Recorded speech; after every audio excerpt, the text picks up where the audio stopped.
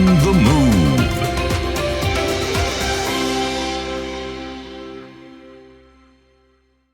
Welcome to On the Move, where we keep you informed and inspired. We are at our 10th episode. Andrea and I are so excited. And on behalf of Andrea and I, we just want to say thank you for all the likes, the shares, the comments, and for all those who've supported our show thus far. We have a great show lined up for you today. Today, we're going to be talking about the culture of reggae music. Of course, for all those who didn't know, Andrea and I are, of course, both Jamaicans. And while we are Christians, we're truly lovers, as we've talked about oftentimes, of all genres of music, especially reggae music. That's right. Roots. Culture. It's about the message for us and not so much the genre. So that's what we're going to be talking about today. We're so excited because we have a guest that is all about the message. In the music and the culture.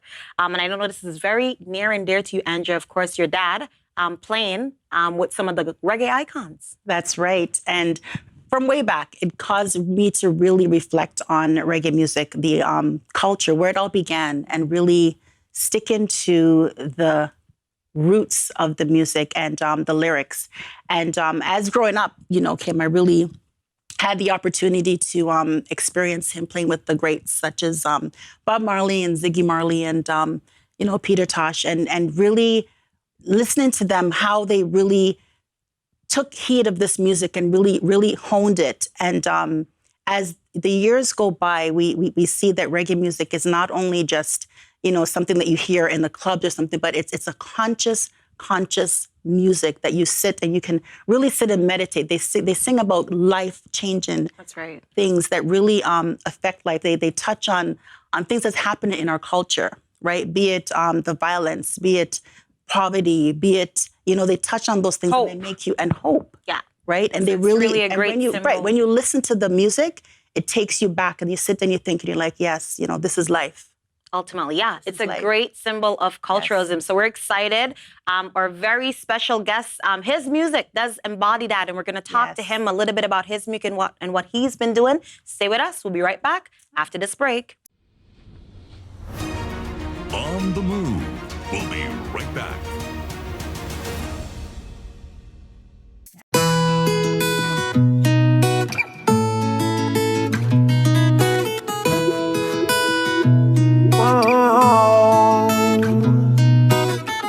If you wake, give thanks for every breath. Cause the grave full of people we can't take one. And yesterday gone, tomorrow don't reach yet.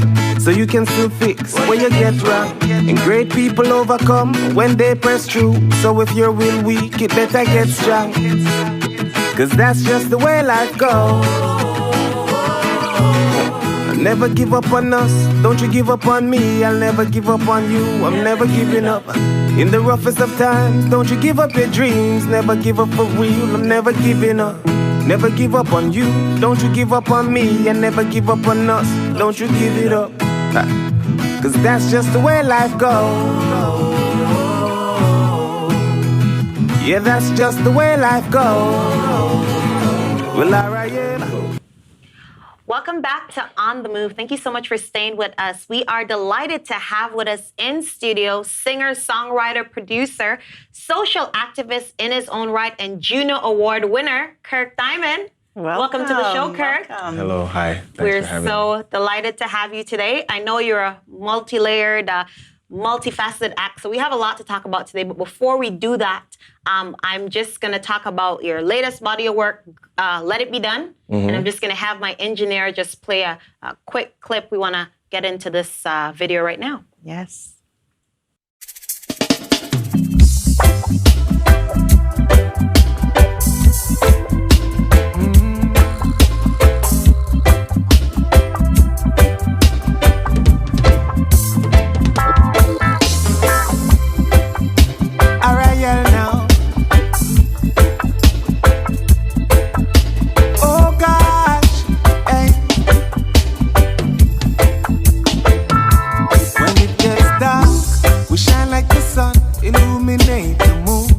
For the world to see. Cause all I want from my people is to be finally free. Yeah. So Jah break every shackle, every chain, and we will never be conquered again.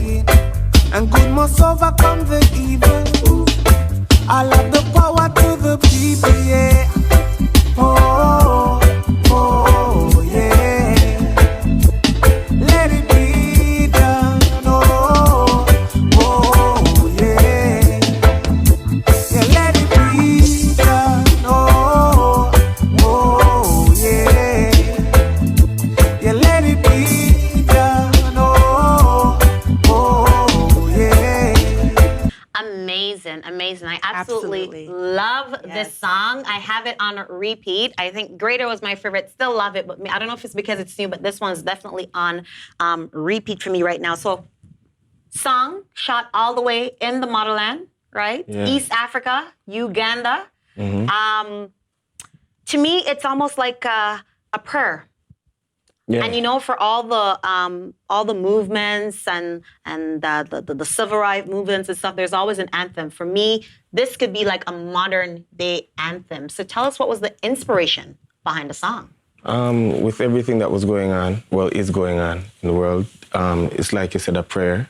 You know what I mean? Whether it doesn't matter what faith you believe in, I think we needed a prayer at this time. That's right. You know, so this was my prayer in my way, you know what I mean? Because this is what I do, this is my livelihood. And if I'm going to ask the Almighty for anything, it would be in this form. You know what I mean? So, yeah, it was just what I felt was needed at the time for my people. And my people is not subject to just black people. It's just the people that is about the truth and rights and good over evil as always. So, yeah, that was the inspiration behind it. I love that. I love the fact that you shot it in the motherland. It's so inspiring just looking at it. It brings such hope and inspiration. What was the reason? Like, why did you go to Uganda, of all places, to shoot this particular video? Well, there's two reasons. I mean, it doesn't get more blacker than Africa. You know what I mean? Well, it's true. Yeah, and I had the opportunity because one of my friends who directed the video for Give Thanks, he's from Uganda. And when I approached him with it, he said that he could get it done, right? And I just wanted to show the world that, you know what I mean, we take a lot of things for granted, you know what I mean? And for a lot of people in Uganda, with past wars and past genocides and stuff like that in Africa, that a lot of people don't talk about. Like, if you look at the video, a lot of them don't really look like they have much. But you see them smiling, Yes, and they're laughing. Yes. You know what I mean? And it's like, we are here upset about who can't drink coffee in a Starbucks because of color of skin. And these guys probably don't even know what Starbucks is. That's right. You know what I mean? Like, them lucky if them get. And I mean, I can relate to it to some people in Jamaica. They don't know where their next meal is coming from. You know what I mean? Sometimes you have to drink like a cup of hot water and call that tea. Right. You know, so, and they still give thanks every day the same way.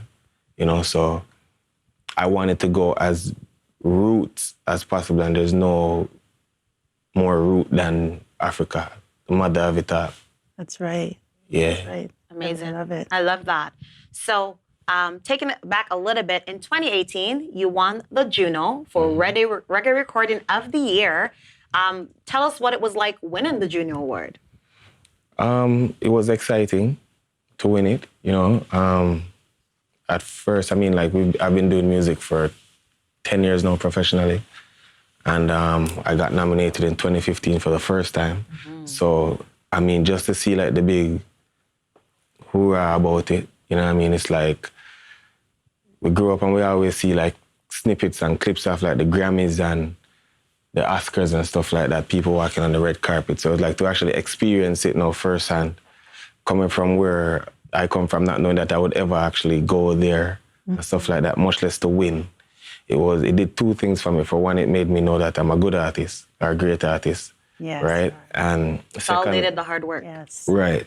And I mean, to be in the room with the likes of like all of Michael Bublé or and Alanis Morissette, Bare Naked Ladies, it just solidified that I'm now their co-workers. Even in their eyes, they're looking at me like, this is not just a guy that is singing or trying to do music. They look at me now like I'm a co-worker. You know what I mean? So everywhere they see me, it's the same respect That like I respect. would have for them before this award, you know?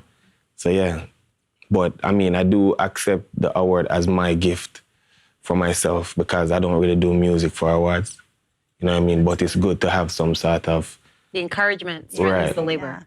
Exactly, especially since nobody not really getting rich off of music like that.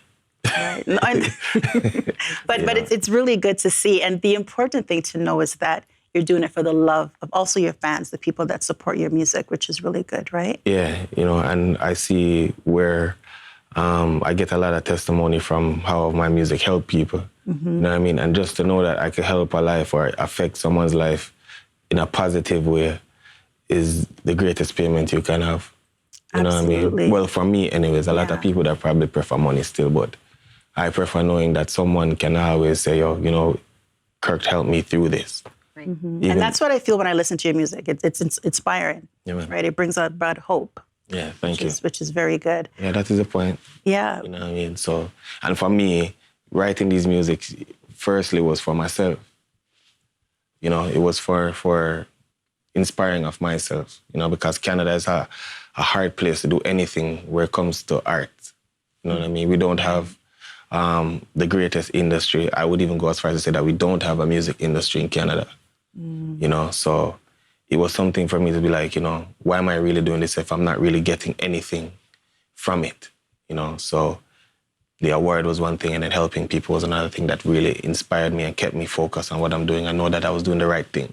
Which is awesome. Keeps you on track. Yeah. Right? And when you think of names, because I'm a name person, I believe that names play a very important part in our life. Once you say Bob Marley or once you say Jimmy Cliff, like you know who that person is, right? Right. So Kirk Diamond is not your birth name, is that correct? It's your stage name. Right. Can you tell us about that? Well, my my birth name is Kirk Douglas, which is another star, right? So they named me off of an actor, Kirk Douglas, who was a cowboy, Western type of star, right? Okay. So coming up, I didn't want to be associated with that man, none at all, right? Like coming into it, I wanted to be Kirk on my own regards, right? And, a diamond is a diamond. There you go, exactly, yes. And it has, even though I gave myself the name has ended up having meaning after a while. Like I saw how it started to actually, come to fruition that, I'm a diamond. And you are. All right. We're going to get more into this conversation. We'll be right back after this commercial break. I will be greater, yes, no or later,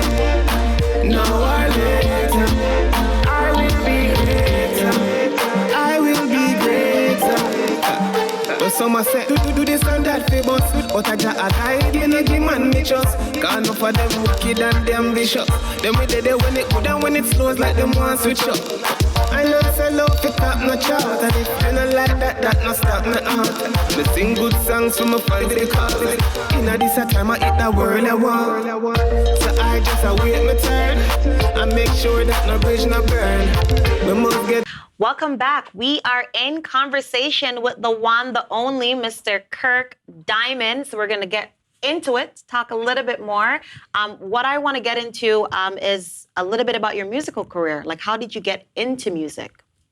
Music has always been a part of my life. I mean, I think it's more so for every Jamaican person that there's music that influences you at some stage, whether it's church, whether it's street dance, whether it's, you know what I mean? Yeah. So for me, it was a street dance.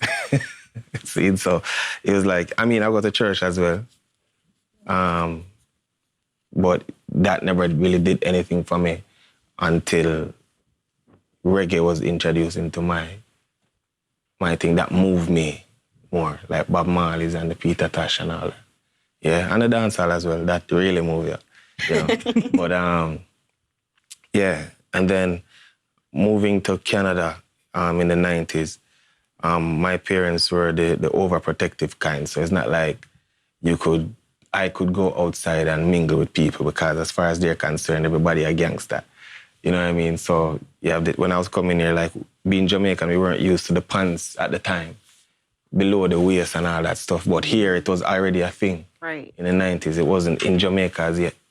You know what I mean? So, my parents would look at that and be like, yo, you can't hang out with these guys. So, we're inside all the time. And my dad had a whole bunch of, like, cassettes and tapes of just like stage shows and dancing and stuff like that. So instead of me being outside, I'll be inside watching this non-stop. If I wasn't in school, I'm watching, so almost like studying. Right. Right. You know, so there's like, I don't know if there's much stage shows you can find on YouTube from like the 80s and the 90s that I do not know word for word. Wow. Good. You know what I mean? So it's like, I use that. And then when we go to school now, it was like beating on the desk same way and DJing, even though we were DJing other people's lyrics at the time, till eventually I started writing my own music. And it just became a thing. Awesome. So I know you were dancing before, of course. And when did it transition, I guess, into like, seriously, like music is what I'm going to do, or singing rather? Oh, well, music was already it, you know what I mean? But in Canada, to a next thing too, it's like nobody really wanted to hear a Canadian artist at the time, right? And dancing was just something that was fun. And we made it, the dance, my team, family, Right. we made it to a part where we made it business, where we were being flown out to different cities to dance, and you better have the money to. It's not easy work. And it's not like, and at that time we never had no dance studios and all this stuff. Like we were literally dancing in a bedroom beside the bed, 4 of us line up and practicing dance moves. Really? And wow. licking up a foot against the corner and like, you know, and you would know that when you saw us out in our party. Wow. Because we're hitting everything. And it's like if 4 of us was in 4 different parts of a club, we're doing everything on point like it wasn't. Yeah, get me excited about this dancing. You like you want to move? Feel like you want to move. know. But just to ask you, now being in Canada, do you find that in Canada that we embrace the culture of reggae music? Yes, we embrace it here. I just don't feel like we embrace, when I say we, I mean Right. Yeah. society don't embrace the people that do it here. Right? Right. So, for example, you have the bigger artists that they will use reggae and dancehall in their music on a mainstream level, but they won't actually go out and tell you where they learned it from, which is the Jamaicans that are here. Been here. Wow. Right. And that has a lot to do with us as well, because a lot of people weren't really giving that respect to the artists that are here. And mind you,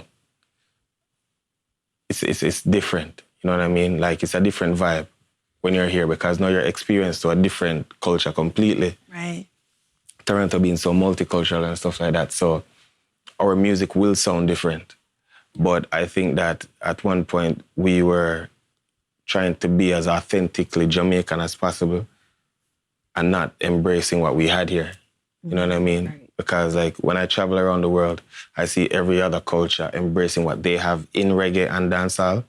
And you knew that, okay, this is Germany, or this is England, you know what I mean? Or this is France, or this is America. Right. You know, and even in America, you have California reggae different from New York reggae. Right. Right. You know, so it's one of those things where I just don't feel like Canadians here actually gave Canadian culture a chance, right? Until Drake started to go out now and he's speaking with the lingo and they're like, yo, he sounds like he's British. It's like, no, he doesn't sound British, he sounds Canadian. Right. You know what I mean? And it's like, I had to explain that to people in England when I went there, you know? And then when I came back, there was people from England that was claiming me as British, you know? And then I had to really drop them and say, no, I'm Canadian. Right. You know, but I think they're getting there. They're just getting taking a time. Right. And I love the fact that you keep the culture of reggae music, right? Because we have to take it all the way back to the forerunners, the one who actually paved the way for reggae music. And in your music, you can hear that culture, you can hear that sound. And that's what really sets you apart. I love that. Yeah, man, thank you. Yeah. But I mean, like when you talk about 60s and 70s reggae music, you know, like the Bobs and the Peter Toshes and all these people, these are the music that liberate countries and continents. That's right. You know what I mean? Right. So I don't see why the world is in crisis now and we would stray to something different. Right. That's right. You know what I mean? It's like if you have a cure for something, you're not going to stray from the cure Right. and try to find some different method to try to fix a problem. You go to the Cure and fix it. Go to the Cure. Absolutely. And the Cure has always been reggae music, Yes. you know, so. When the music hits, you feel no pain, right? That's what I love about it. Yes. You mentioned England just before now. Mm-hmm. Let's talk about that freestyle, that famous freestyle on BBC One Extra. Yes. It's pretty much viral. I think the last time I checked, it was pretty close to 10 million views, but just crazy. Just really showcase, I guess, that you're a lyricist for those who really didn't know that you can flow. And as Jamaicans will say, sit down on a rhythm. Talk to us about that. Talk to us about how that came about and what that experience was like. See? Alright, so me tell them said the whole world surprised. Now me reach a England, Buckingham a shuffle up because them hear the Kingland. See it now me there, so me all a sing song. And from the man to the dan, enough gal a swing from. But Kirk Diamond up in the building, One Extra.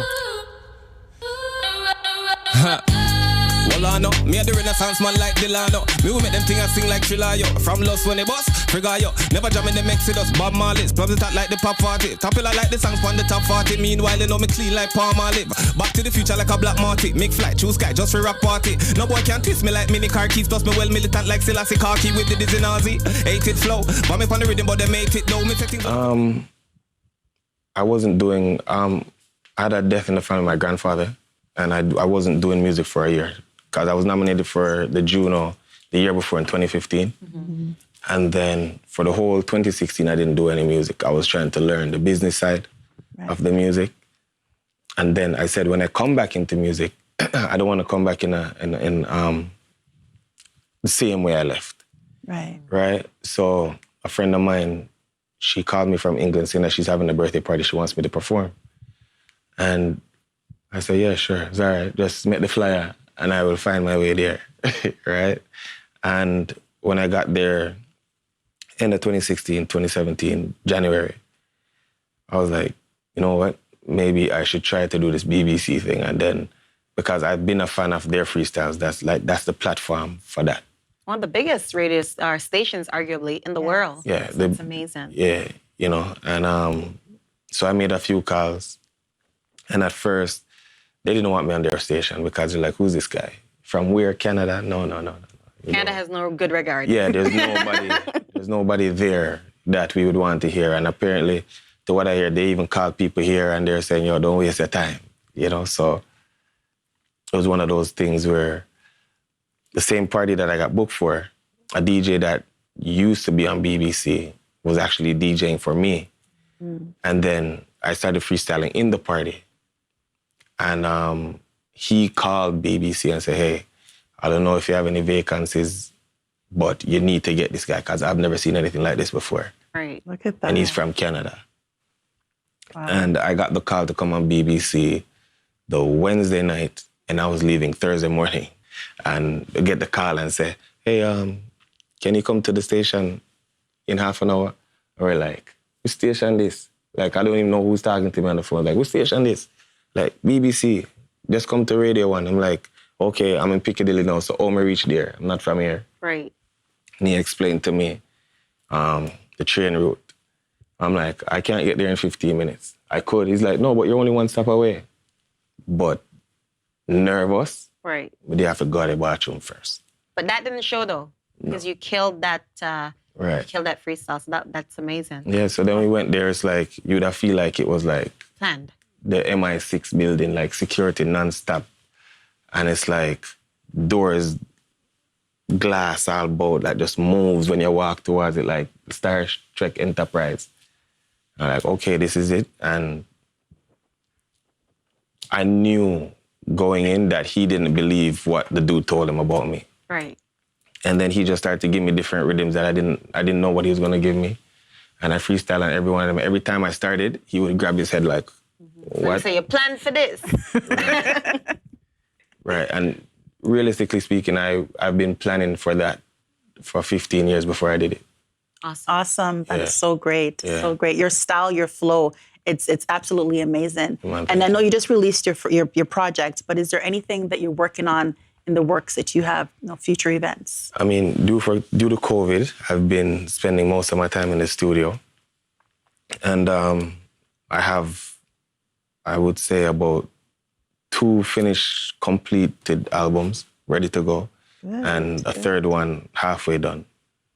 All right. You know, so it's ready. So, and I think, I mean, with this time being an uncertain time, we don't know what the future holds in the next couple of weeks, months, even tomorrow. Exactly. You know what I mean? Because we can go sleep and wake up and hear, so nobody can't even go to them bathroom. That's true. You know, so I have music prepared for every single situation that could be, you know, so, yeah.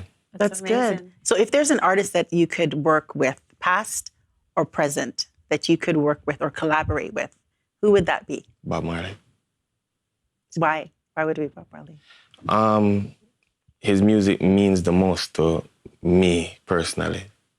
And the word, like, I'm pretty sure everybody probably feel it, but like when Bob Marley sing a song, there's a different energy that comes over. You feel a different spirit when he sings it.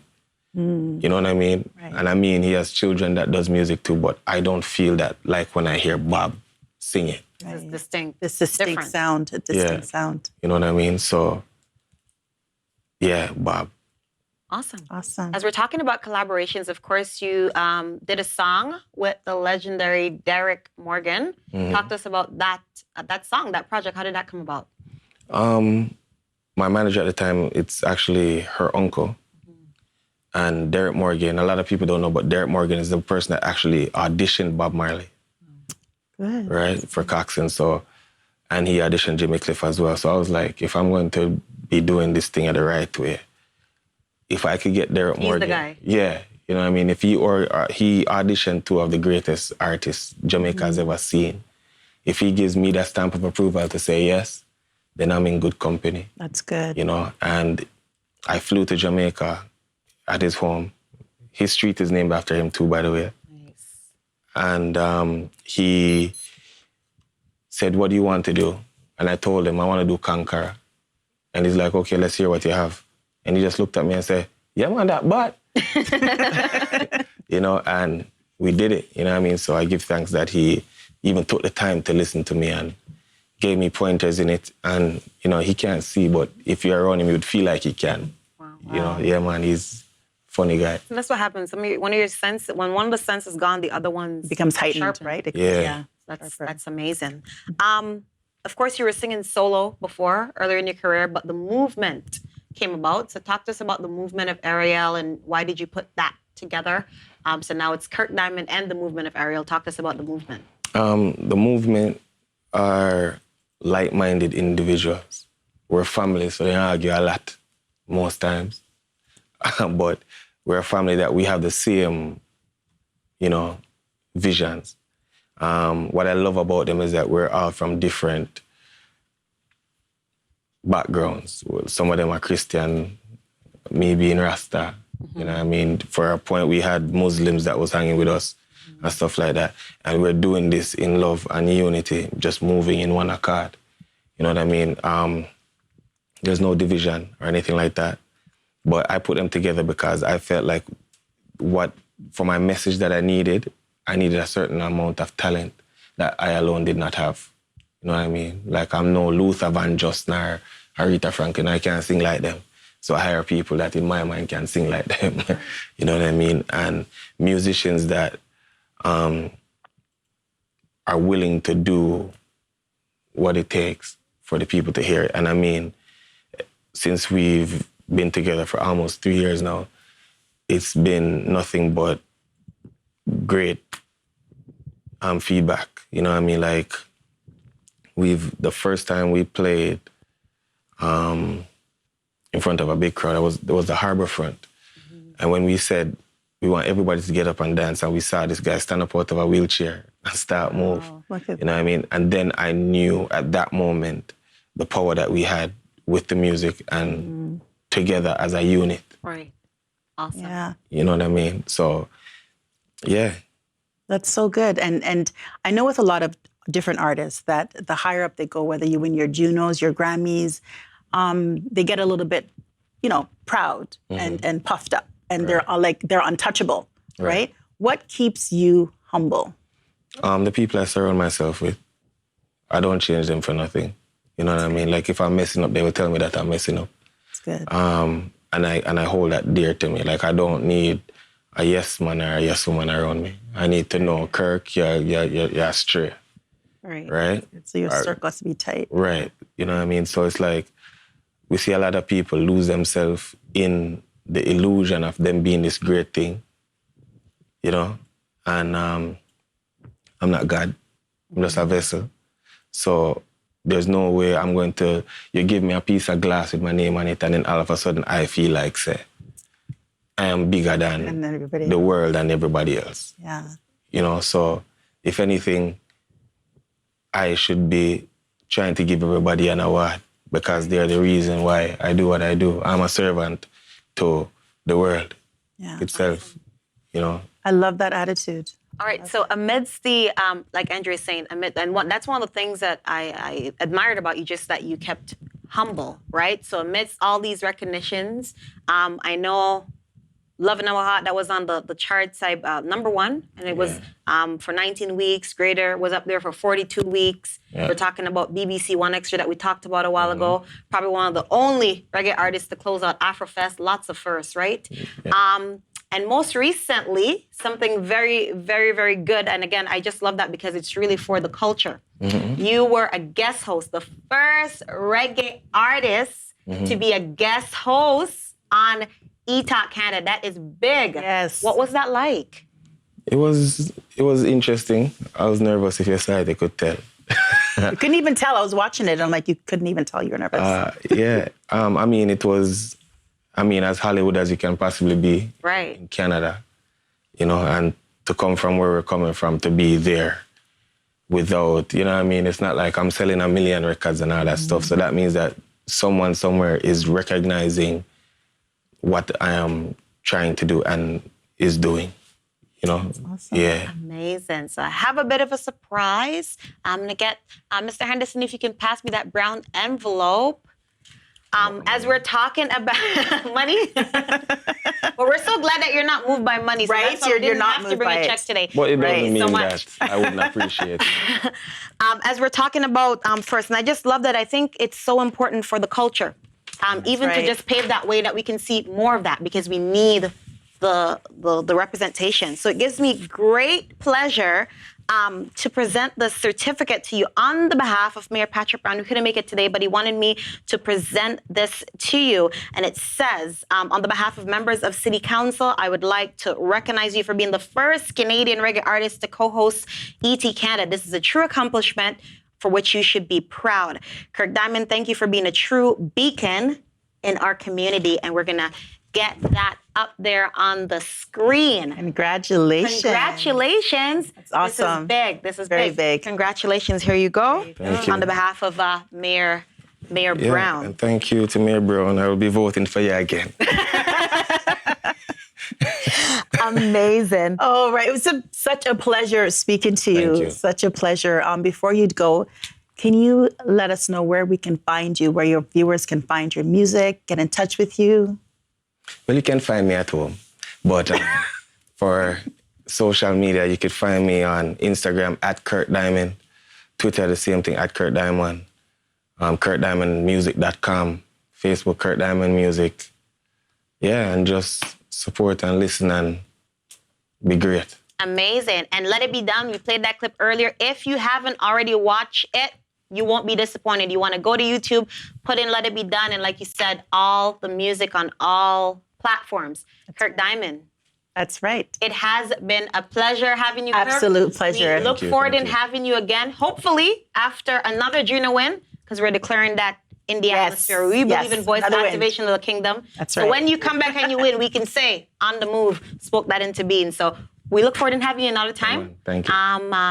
Thank you so much for being with us. Thank you so much. We'll be back right after this. This is On the Move with Andrea and Kim.